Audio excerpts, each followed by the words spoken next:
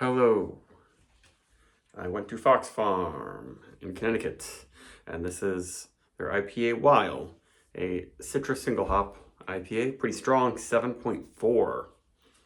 Never had this one before. It's all citrus, so it has a high rating, and it's not ultra fresh. It was canned January 7th, and today is February 17th, so this is getting close to a month and a half old. It should be in great shape. It's been cold its whole life. So let's see. I haven't seen this one, and maybe I'll actually slightly roll that just a little bit.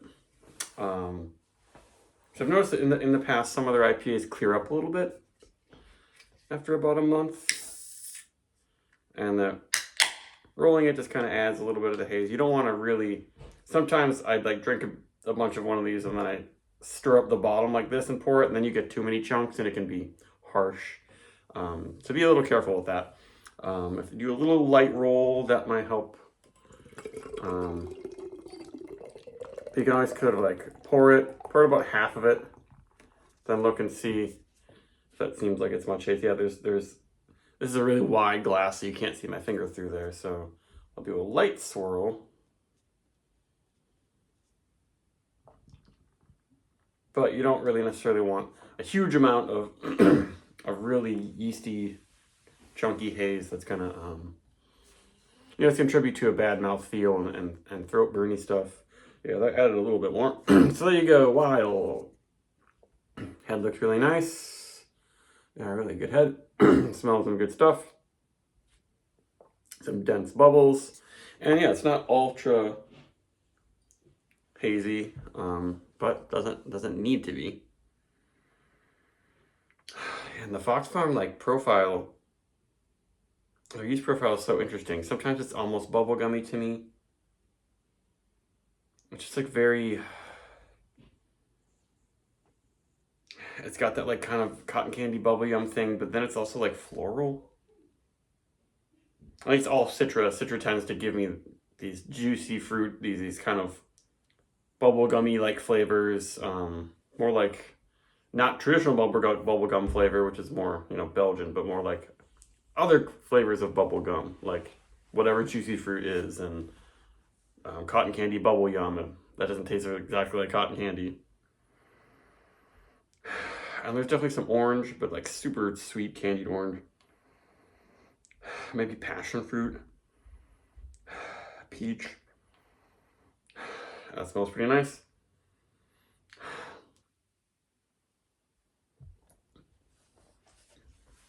Oh yeah, I feel like their IPA has gotten better. It's quite sweet, and it's carrying a lot more of that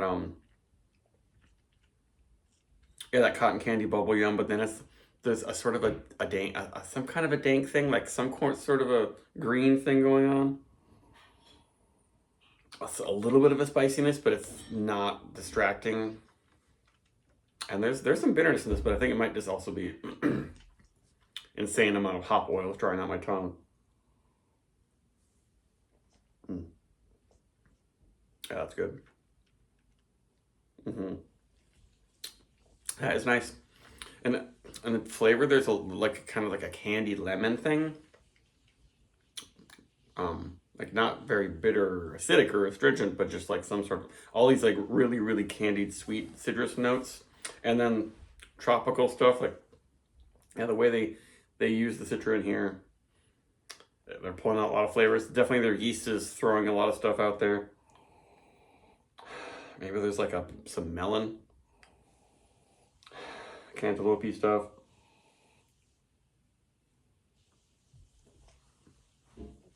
Papaya.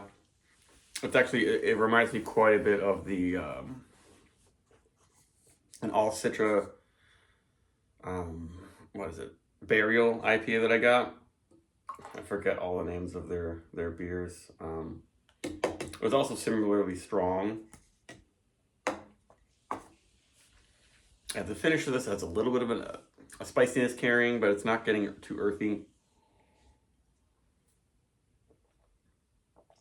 And I got in some good haze. It's nice and bright.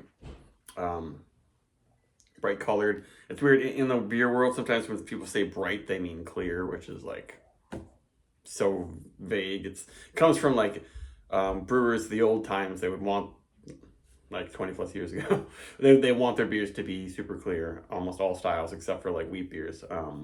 And they would, brewers still use what are called bright tanks, where you transfer the beer after fermentation and just let it sit and get clear.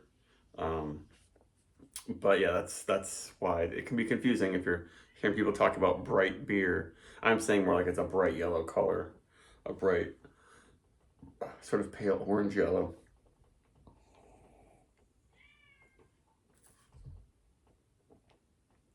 Mm-hmm. And it feels pretty soft and smooth. My cat's not happy about the closed door. Maybe you heard that. But this really just carries the citrus stuff, and it gets, as I was saying, gets into that candy territory a bit. But it's not super sweet, and it's not all just driven by yeast. There's definitely some hot punch and a little bit of booze heat in there. Not really smelling much booze or tasting that much booze. But definitely, yeah, it's packed with hops. Like it's like it gets a little bit of a bright herbal thing, a little bit of a green thing in the tongue for sure. But it's not like, it's not garlic, onion, scallion-y, not that salady. But I like how it has lots of citrus notes in there.